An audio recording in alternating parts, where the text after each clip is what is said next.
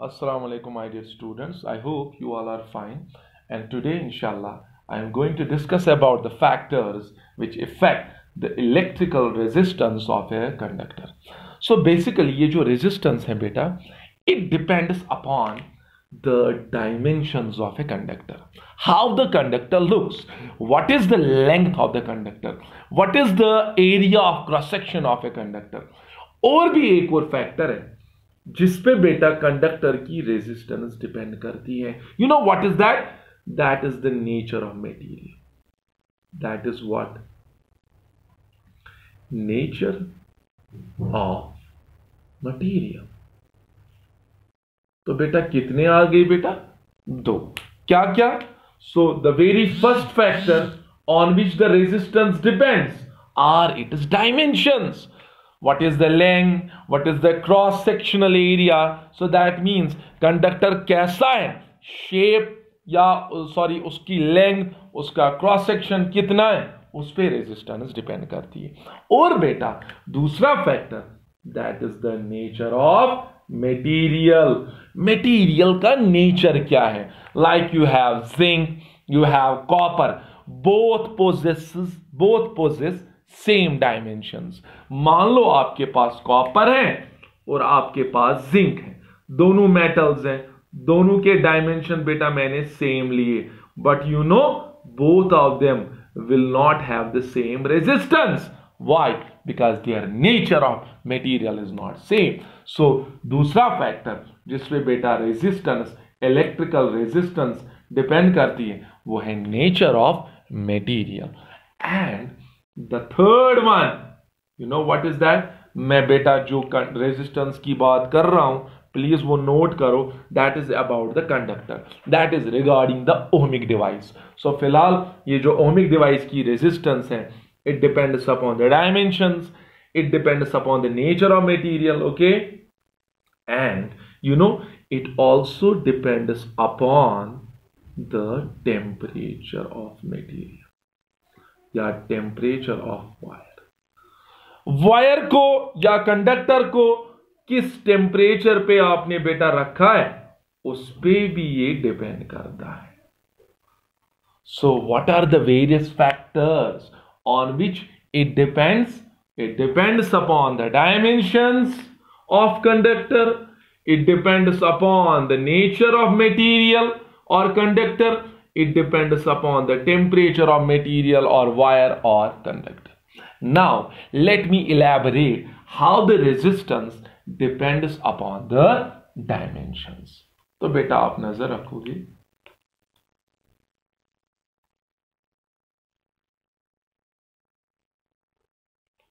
Actually ये जो resistance है, इट वॉज ऑब्जर्व्ड जहां पे हमने डिड्यूस किया था Ohm's law from the concept of drift velocity.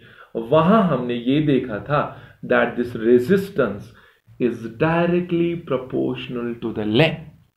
That means अगर आप वायर की लेंथ को बढ़ा रहे हो, यानी कि और एक लेंथ ऐड कर रहे हो, मैं स्ट्रेचिंग की बात नहीं कर रहा हूं, मैं एक्सटेंशन की बात नहीं कर रहा हूं. ये एक वायर है, मैंने एक और वायर इसको जोड़ दी.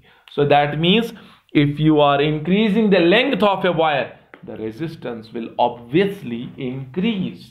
And resistance is also inversely proportional to the cross sectional area. तो जो वायर थिक होगी, जिस वायर का क्रॉस सेक्शनल एरिया ज्यादा होगा, उसकी रेजिस्टेंस कम होगी. So take this as first and take this one as second. बेटा combining first and second, what you will get? Combining first and second. तो आर किसके बराबर आएगा? R will be proportional to L by A. और बेटा यहां पर एक प्रोपोर्शनैलिटी कांस्टेंट आता है जिसको रो से हम रिप्रेजेंट करते हैं. So it is rho L by A. So that means यहां पर जो रेजिस्टेंस है it is equal to rho times L by A. Now the question is, बेटा ये जो रो है ये क्या है? Actually बेटा ये जो रो है it is known as resistivity or specific resistance.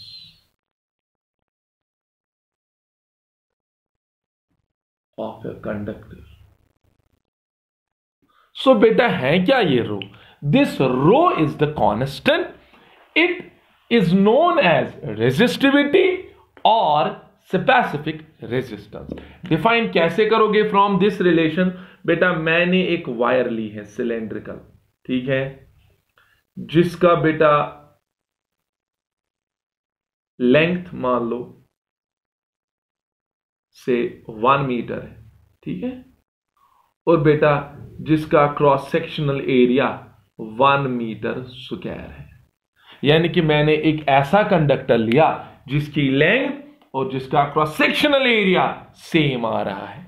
समझ आया? जैसे किसी की लेंथ 10 मीटर है, उसका cross sectional area 10 metre square है। ऐसी कोई वायर मैंने ली है, या कोई क्यूबिक कंडक्टर लिया जिसकी लेंथ, ब्रेड और हाइट सेम है, या लेंथ और क्रॉस सेक्शनल एरिया सेम है। तो यहां पे मैंने एक वायर ली है जिसका क्रॉस सेक्शनल एरिया 1 मीटर है, 1 मीटर स्क्वायर है, तो लेंथ कितनी होनी चाहिए? 1 मीटर। देन टेल मी, यहां जो आर आएगा बेटा, आर किसके बराबर आएगा? यहां रो, यस। एल कितना है? 1 मीटर। और एरिया कितना है बेटा? 1 मीटर स्क्वायर। तो बेटा बताओ ये जो रो है ये किसके बराबर आएगा? बेटा ये नहीं आएगा बराबर आर के। यहां पर 1 1 cancel. So what resistivity actually is? What resistivity is? It is the resistance. Resistivity कोई और क्वांटिटी नहीं है, ये बेटा रेजिस्टेंस ही है। लेकिन किसकी रेजिस्टेंस है? ये एक ऐसे कंडक्टर की रेजिस्टेंस है जिसका लेंथ और जिसका क्रॉस सेक्शनल एरिया सेम है, या जिसकी लेंथ 1 मीटर है और जिसका cross sectional area 1 metre square है। उसकी जो रेजिस्टेंस होगी that is known as resistivity और that is known as specific resistance.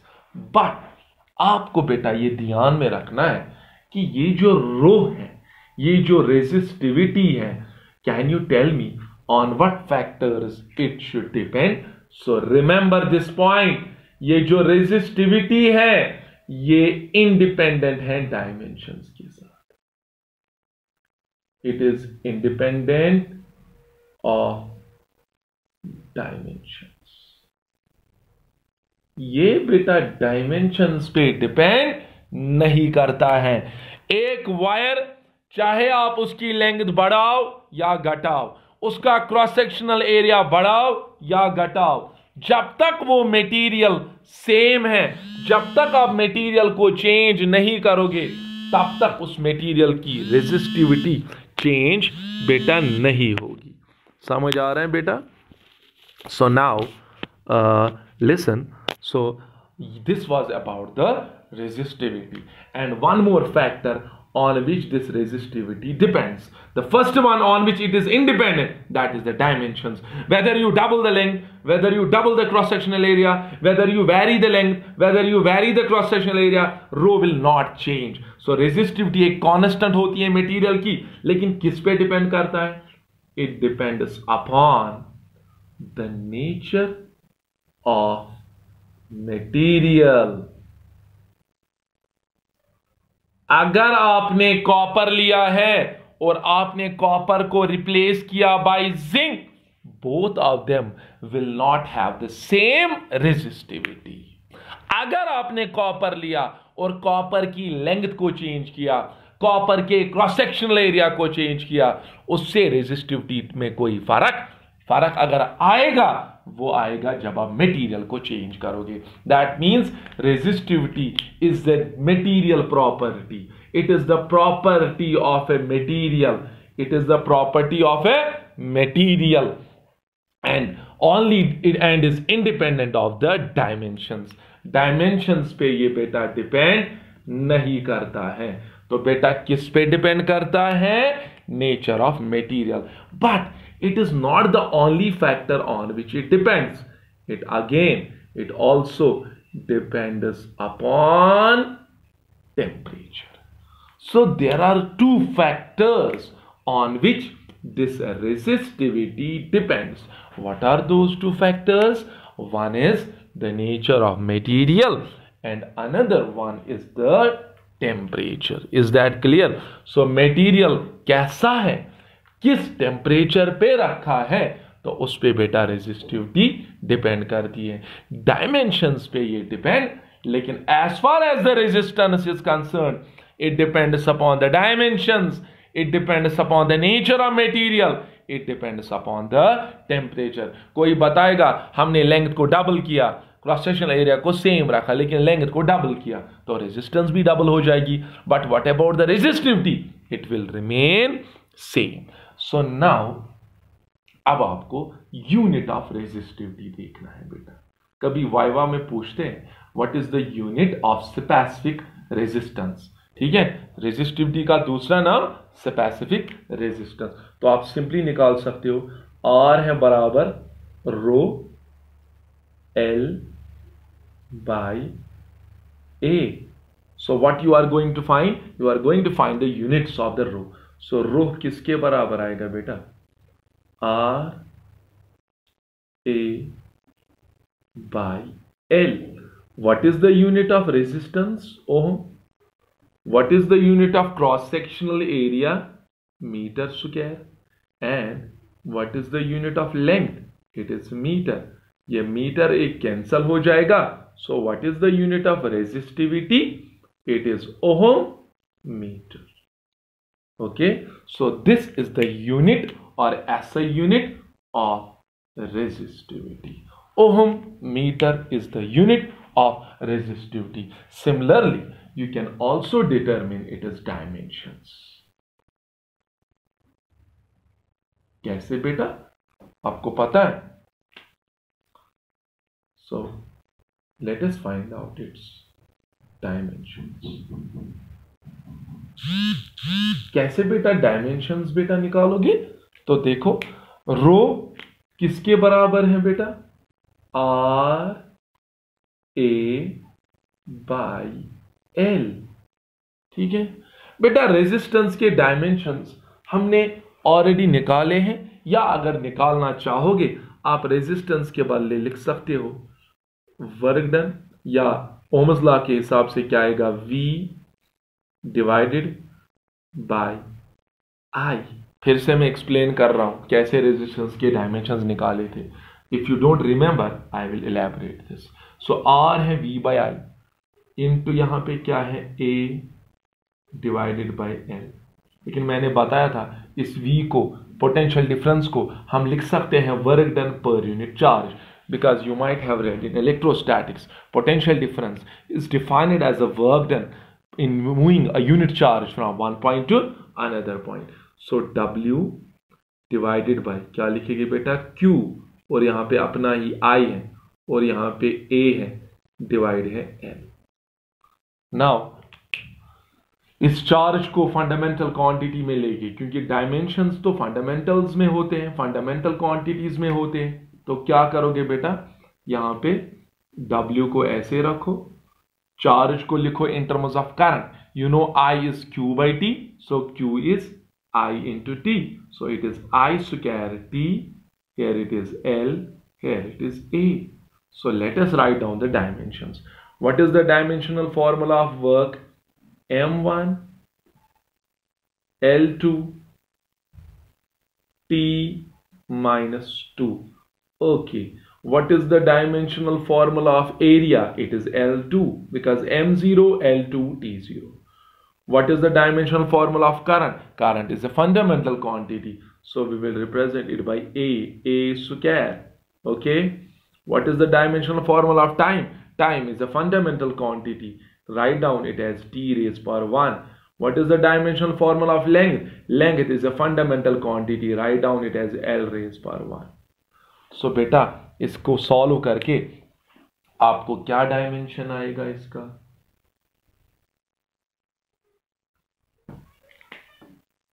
M1, शाबाश।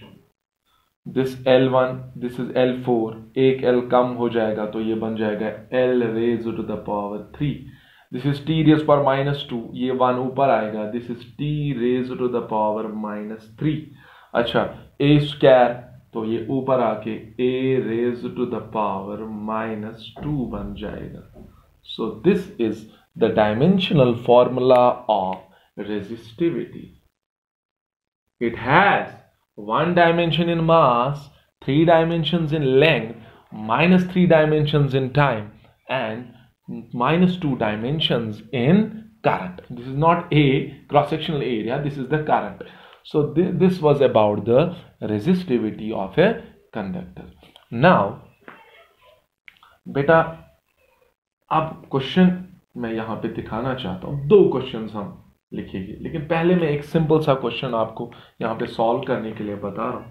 That is what will be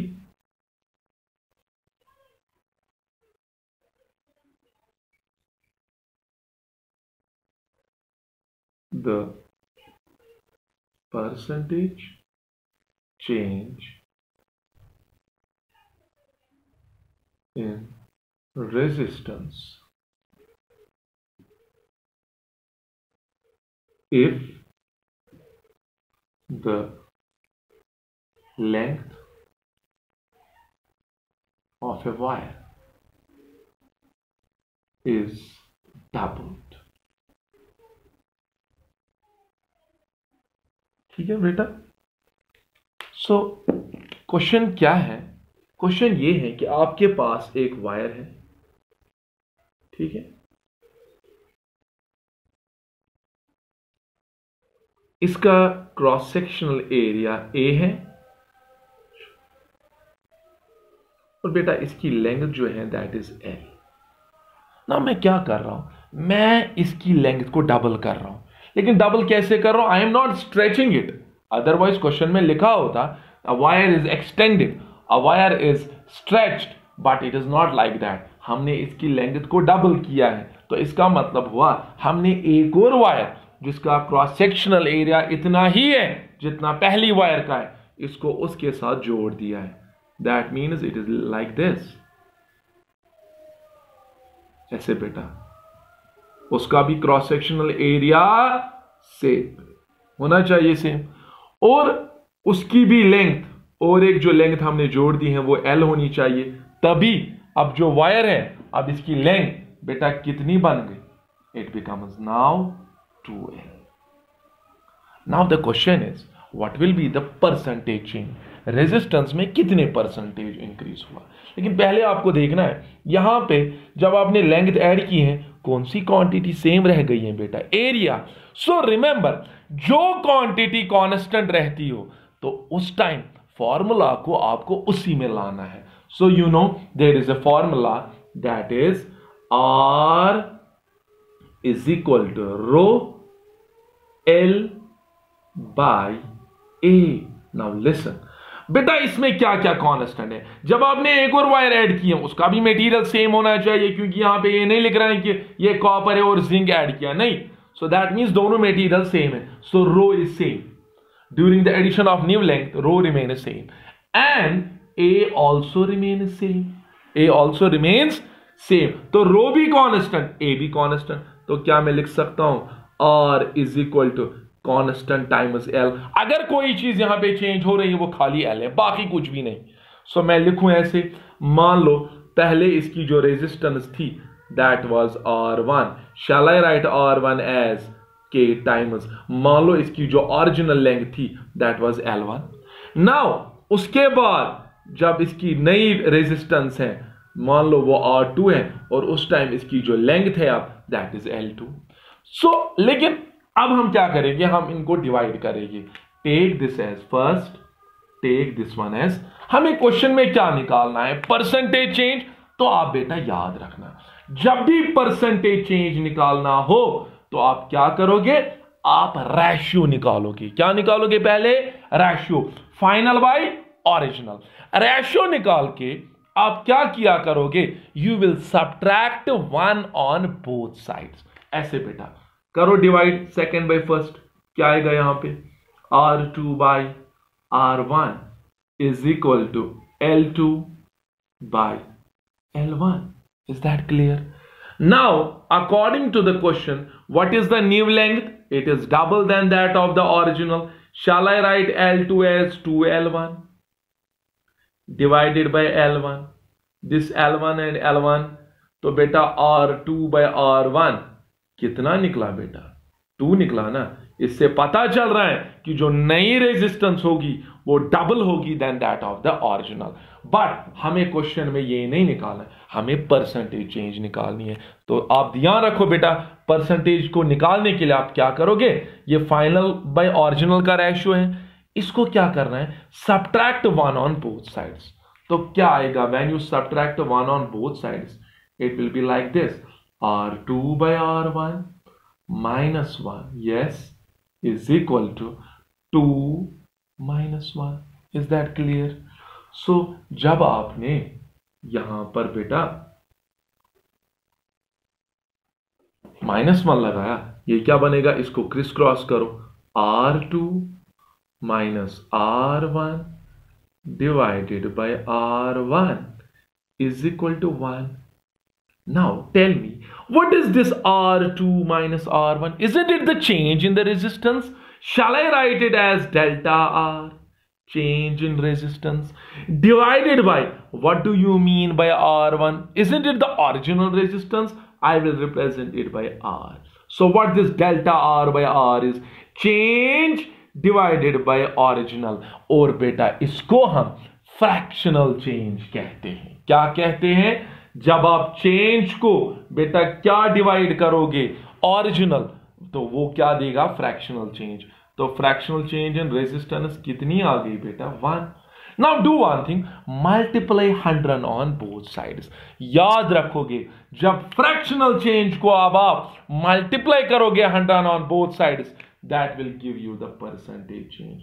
so delta R by R into 100% is equal to 1 into 100%. So beta, delta R by R into 100%, this is what we call as percentage change in resistance। बेटा कितनी आ गई वो, यहां sign plus आ गया ना, so that means यहां पर जो रेजिस्टेंस इंक्रीज हो गई वो कितनी इंक्रीज हो गई, that increases by 100%। So if the length of the wire is double, keeping the cross sectional area same, keeping the material same, then resistance will increase by 100%. I hope this formula or this numerical is clear to you. Now आप खुद एक numerical बेटा करोगे, वो मैं ऐसे बताऊंगा। आप क्वेश्चन ऐसे, if the area is double, what will be the percentage change in its resistance? You know formula between area and length is inversely as A. Keeping the length same, length को change नहीं किया, length इतनी है 2 metre है, आप भी 2 metre, cross sectional area को बढ़ाया, डबल किया, what will be the percentage change in this resistance? इंशाल्लाह आप ये खुद कर सकते हो, नहीं आएगा तो इंशाल्लाह नेक्स्ट लेक्चर में दिखाऊंगा। खुदा हाफिज।